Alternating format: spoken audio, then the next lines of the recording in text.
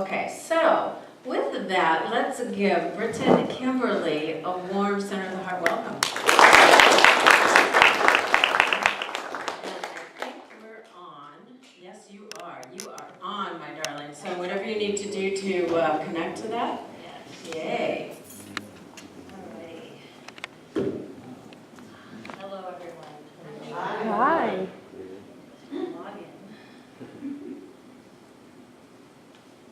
Log in. Okay. Alrighty. So, we were speaking earlier about what we're grateful for.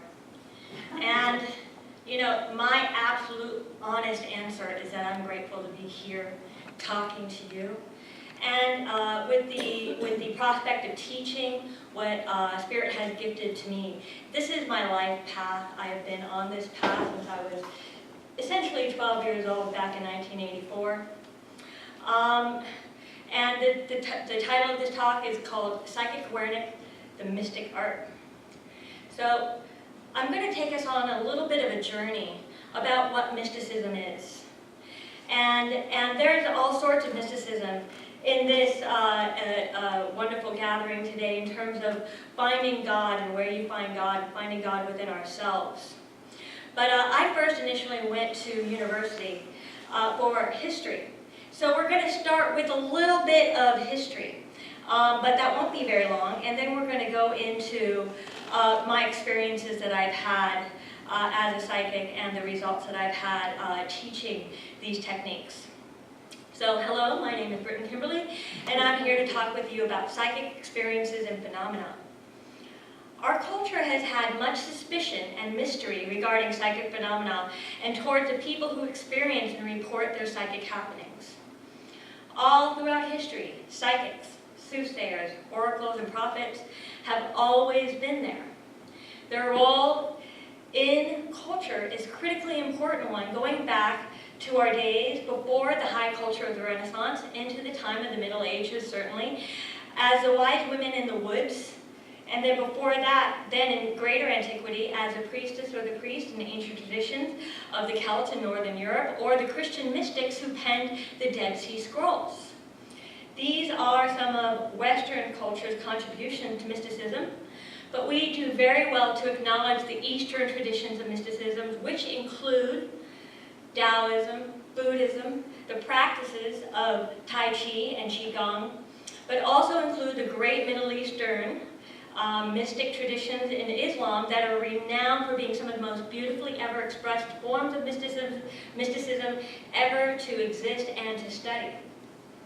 To understand mysticism from a histological point of view, briefly, is to identify it through the big picture's perspective, is to see and realize that all religions and spiritual practices, if they survive long enough, invariably go through a mystic phase.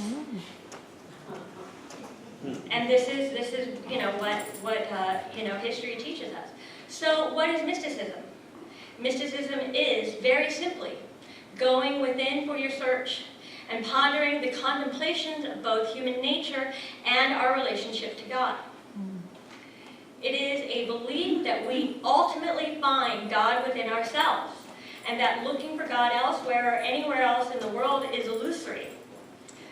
A beautiful saying from the Sufi tradition says this: thinketh thyself a puny form when within thee the universe is folded. There is great wisdom in that saying. The way I see that expression is the incredible loaded potentiality of a human being. Godlike potential in experiences, connection to the universe, and all that is, and the divine knowing and leadership of that.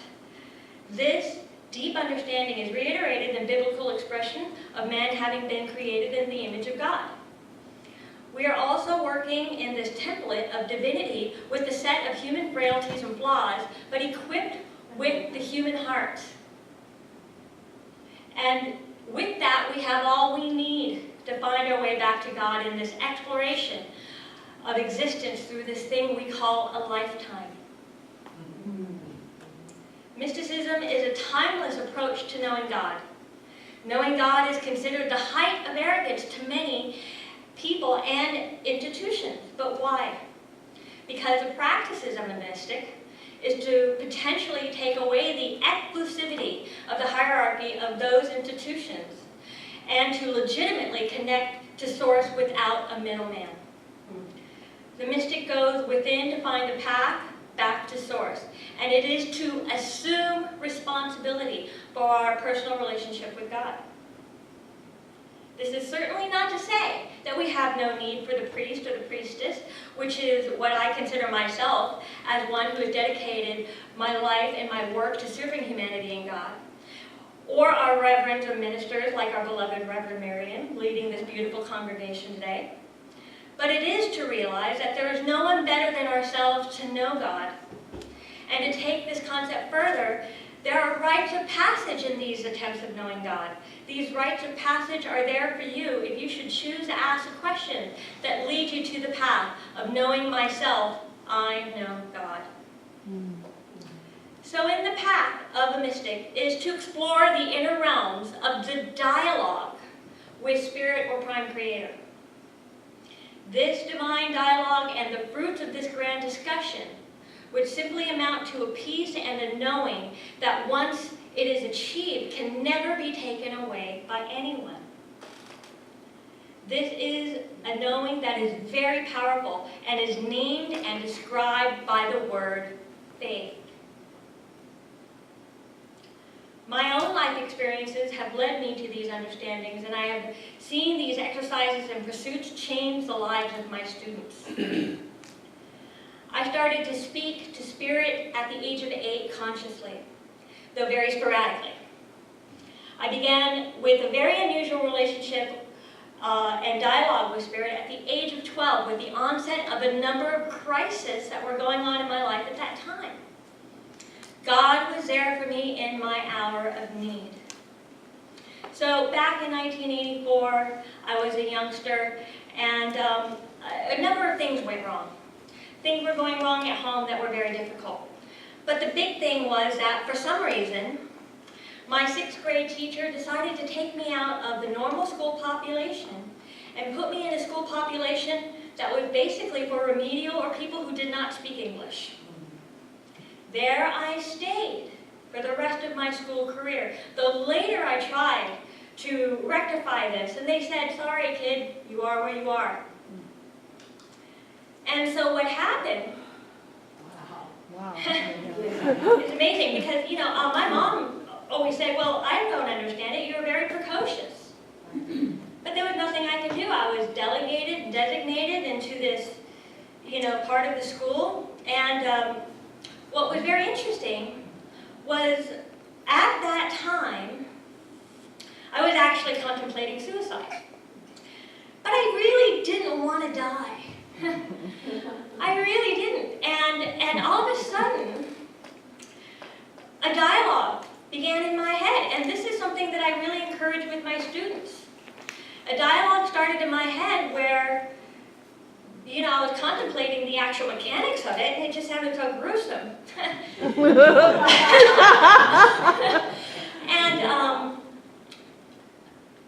a dialogue came in, and it's kind of interesting because it was basically saying, well, you don't need to do this, you can just become someone else. And I was very attracted by that idea because I was already pretty disenfranchised with the adults around me. Frankly. And so I essentially, at the age of 12, decided, well, instead of taking my life, I will simply turn into someone else and rededicate myself to be somebody who can always be there to help others. Wow. And, when I look back at that, that's pretty astounding. And then what happened is that Spirit came in and took over my education. Believe it or not. It was really actually pretty amazing. And the very first part of the dialogue was incredibly back and forth, like an actual dialogue. Over the years, that really turned into me having lots of conversations with myself, which is, in my opinion, conversations with God. But through the years, I kind of talked myself out of it, and I was just like, well, I'm just super smart. And that's what I thought for a long time, but I always knew that there's something really strange about this. And so my education continued, and why also did it continue was because of my own innate curiosity about the world. And so between my need to know that I needed to continue to develop as a human being, and this was assisted because my mom was a historian and a portrait painter and a musician. So, I had, influences in my life that propelled me to move forward in my own development.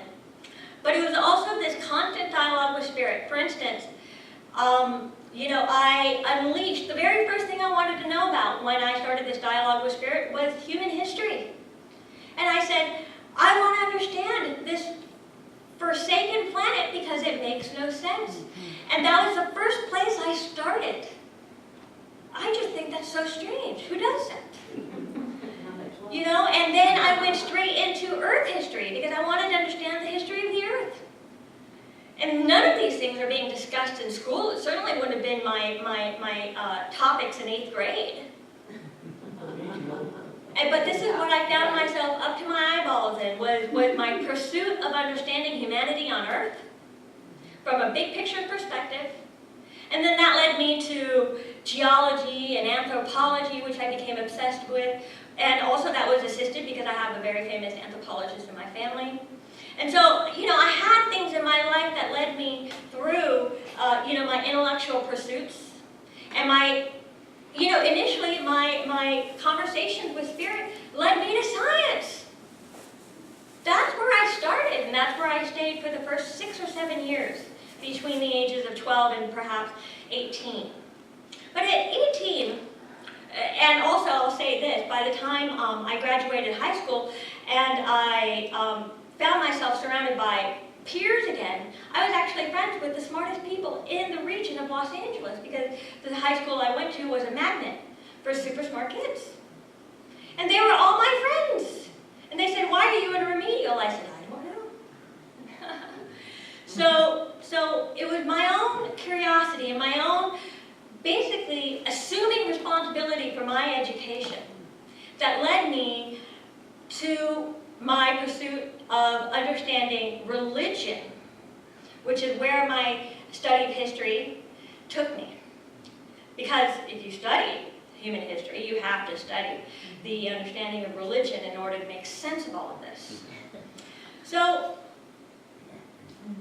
at the age of 18, I changed from being agnostic to believing in magic and God and the power of energy. So, it was my constant curiosity of the ways of the universe and of God that kept the dialogue going, all the while not exactly knowing who I was talking to, but absolutely knowing I was benefiting from the exchange. In my exploration of the natural world, human history, and the study of the great world religions, and also of the modalities of the mystics such as meditation and or breathing techniques, plus the technique gifted to me by Spirit, which I have learned that our divine birthright of knowing God is as simple as breathing and successfully relaxing to a point to where something really special happens. We find the moment. And the moment is also something that you will hear constantly in mystic text, especially the Tao Te Ching. I remember I picked up the Tao Te Ching at about the age of maybe 25. And it was really spooky because I opened it up, and this is a translation of Stephen Mitchell, which is the one that I recommend. It was very spooky. I opened it up, and it was everything that Spirit had been teaching me. I already understood the material. They had already been giving me these laws and lessons. And I was really flabbergasted. I was like, oh, maybe I'm not talking to myself. This is so amazing. I didn't know what to think of it, frankly, because I was really happy with the idea of me talking to myself. I thought that was a lot more grounded. But it turns out that I was probably talking to Spirit, to God, Prime Creator, and to my guides. The moment is something very elusive in our culture. but it is always there, waiting for us to stop the endless hustle and engage it, just like God is. We can correctly name the moment as the best place to find God. Psychic experiences, psychic knowings, are the avenues that lead us to this mind-blowing life experiences that convince us of the existence of God. This is one of my favorite quotes. I'm sure you all have heard it. One who is on the path of enlightenment is in constant amazement. Have anybody ever experienced that? It's amazing. Once you really wake up and open your eyes and experience the moment unfolding before you and start to experience the synchronicities that simply cannot be explained away. It is mind-blowing. So the art of the mystic is one of exploration of oneself and of the reality through the practices of breathing and meditation, the fruit of which are expanded perceptions, therefore expanded realities, and ultimately the awakening of the human heart. And this is something I'd like to share with you guys. Ever since 2012, and I certainly did not court this. This is amazing. Ever since 2012, I have sporadically received ecstatic love. And this is yet another level, I think, of the path of the mystic. And once you experience ecstatic love, there is a correction and an integration that happens within you that acts like a magnifier of clarity and truth and courage and all of the things that we want to see in our fellow human beings. So this is our birthright. There are levels to these understandings gleaned in this work, and in my opinion, we're going for clarity of the mind, intuition and critical thinking, and the Christ consciousness empathy, which is the awakening of the heart. Once the awakening of the heart has been achieved, there is no situation that will confuse you. There is no part of your journey that you cannot make it through, because your heart is once again connected to the love of God, where there is near perfect integration with what you know in your mind and heart. And I call this heart-centered living. And people who are equipped in this way, they are seen as either miraculous or maybe even something that people envy. So I'd like to share a story with you guys, briefly. I saw this story, I think on the news or something. This young man had seen a couple arguing at a bus stop. And he just knew something was wrong. So he went over and befriended the couple. And his sense of the situation just kept getting worse, and he just knew that he was onto something. So he befriends a couple, they go to a restaurant. It turns out the guy was an ex-boyfriend who had kidnapped his girlfriend. Wow. He had gotten signals from the girl that she was being held against her will. He went to the bathroom, called the police. The police showed up.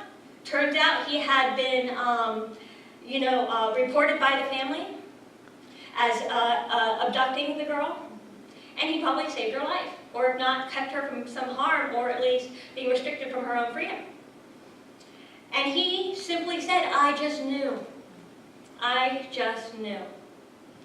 And I'm going to accuse lovingly that young man of being someone who naturally lives inside his heart and took a chance and took responsibility. And that's not hard to do. Once you enter your heart, there is a responsibility that you realize. And then when you have opportunities in front of you to make a difference, you don't hesitate and you act.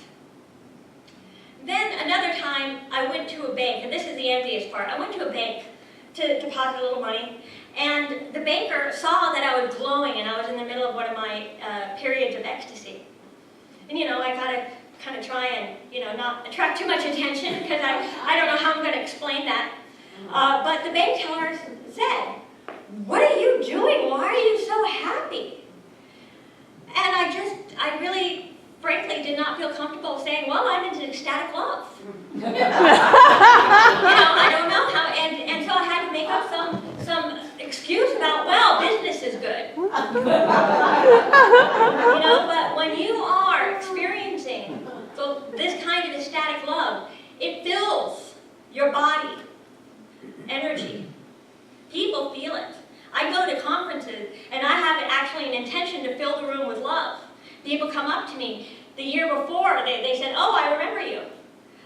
I felt you from across the room. I could tell that you were here. I came to find you. Wow. And so this is, it's incredibly liberating for me. And it allows me to do a better job at what I do. And I hope that it continues to grow and continues to take me to places that I frankly can't tell you right now because I don't know. I don't have anybody telling me how this is going to go. But because I have assumed responsibility for myself on this path, I have every faith and every sense that this is a good journey. And I want to share it with all of you. The awesome love of God and our dawning understanding of our mutual kinship with every human being, every living thing, and of course our Mother Earth and the universe itself. It is, in short, the realization that we are all one, and that any form of separateness or separation is in fact an illusion. So I would go to my mom and help her as her little helper to the archives in Laguna Niguel. And back then, and I'm describing actually my technique that I'm going to share with everybody. Back then, she said, here's a list of people written to look up. And what were the list of people? Their names and their birthdays. And that sank into my head and it stuck with me. And then later, I was helping a friend back in the late night, 99, And I simply saw my guides in a mental image. They said, write a name and birthday on a piece of paper and hold it in your receiving hand. Now, I have an Oglala Sioux Sundancer mentor. I'm very, very lucky. And he's the one who told me that if you want to ever receive energy and intuition, you put it in your receiving hand. And so I literally just took the instruction from my guides right then and there, write this person's name down, which was the guy that my friend was interested in, and put it in your hand. It was literally boom.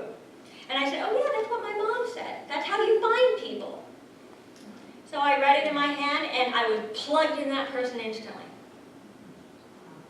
And I was able to tell her things that really I shouldn't have been able to know. His motivation, what he was doing, what he was saying to other people. And it was a revelation right then and there. And I've been using that technique ever since. And matter of fact, we made a game of it. That she and I would go onto Ventura Boulevard in Encino and ambush people. We called it ambush psychometry. Yes, we did. And it was a game. And this is also very important that we approach this endeavor as though it is a game with fun and levity. And let me tell you, it works just as well, if not better. And I would say, look, you're psychic. And I came across this guy who was a, 6'3", 300-pound bouncer. And he said, I'm not psychic, I guess what you are. And we gave him the technique. I wrote down somebody I liked that I can verify. It's always the person you like. And gave it to this bouncer to read. And he read it, he's like, I don't know, I see somebody putting in kitchen cabinets. Turned out that's what the guy was doing that week. It was amazing. And what's astounding is that the gift will reveal right then and there how you are psychic, because there are many different ways that psychicness manifests. You can be an intuitive empath, or you can be empathic and feel people emotionally and relate to that, or you can be clairsentient, which is the way that the gift first came to me. You could also be clairvoyant and see images, and that's what he saw. He saw an image, and so I could say, guess what, buddy, you're clairvoyant. So within moments, we have results, and we also have a way. Something that you can then go home and say, this is how the gift comes to me, but it's really actually how you are already seeing the world. And that is what this exploration does. It reveals to you yourself through this exploration of going within to find God, but also through the exploration of energy, which never lies. So, then we do this thing of name that Claire. What Claire are you. Know how you are gifted and psychic. So, in this course that we will do, we will learn basic and advanced breathing and meditation, mantras, techniques to learn how to arrive in the moment. We will learn and apply paper technique in a group setting, and we will learn the way that you're psychic. And then we will have some fun practicing this incredible simple technique on each other. I've had incredible and frankly really astounding things happen during my classes. Spirit does not hold back with an earnest and heartfelt request to know God better. And that starts with knowing ourselves better. And there is nothing like this practice to do just that.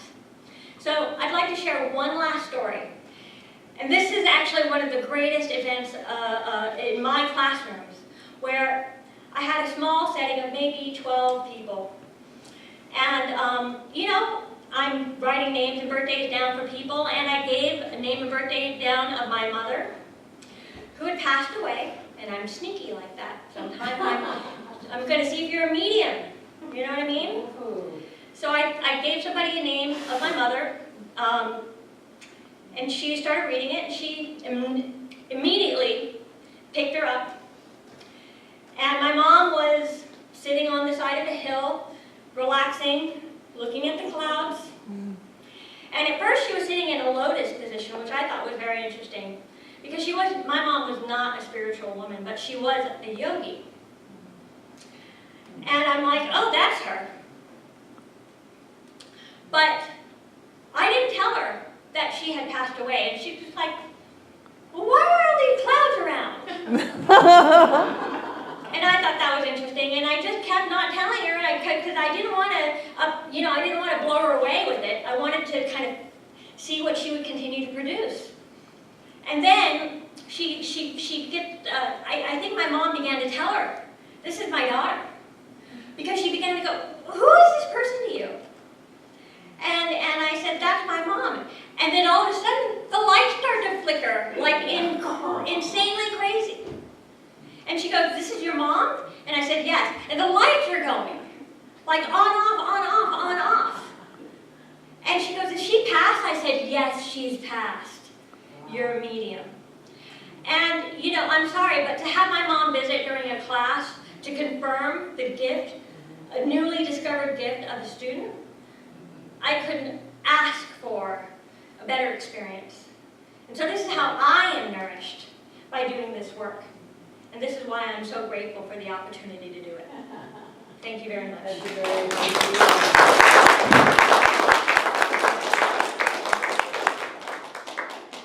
I love it. You packed a lot into 20 minutes. I know. I'm like going, okay, I just have to process all that. Right? Wow. Wow. That was great. Thank you so much. Woo, I'm excited. Yes. So great. Does anybody have just one question? I just want to, yeah, I knew you guys would have questions because she's so brilliant. Come on up here, so just a couple questions because she's pretty much teaching science of mind. So Bob, go ahead. Is there a certain hand that is your receiving hand? It is your non-dominant hand.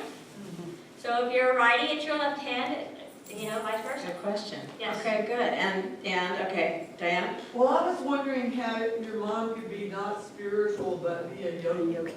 Yeah, right. Can you describe Just that? It's exercise so only. possible, let me tell you. Exercise only. Yeah. Yeah. I mean, back in the 70s, that's, you know, she was not, let me, Oh, she did it as physical. That's Right. You know Not what? as a spiritual practice. I asked my mom a long time ago, when I was a little girl, about God, and you know what she said to me? That's my business, not yours. Mama's powerful. That's right. Well, and that put me on the path of discovering it for myself. Yeah, that's So she great. refused to take responsibility for that. Very interesting. Awesome. Okay, and one more. Yeah, I wanted to know if you had to have a birthday too. You said you put your. It helps, even though sometimes people don't even want to give me a name. But yes, the birthday absolutely very much nails it down. Because there could be, you know, Several people that. yeah. Oh, that makes sense. Yes. Yeah, that makes sense. Okay. Anybody else, or we'll move on? Yeah? Good? All right, thank you Thank you so very much. Thank you for the question.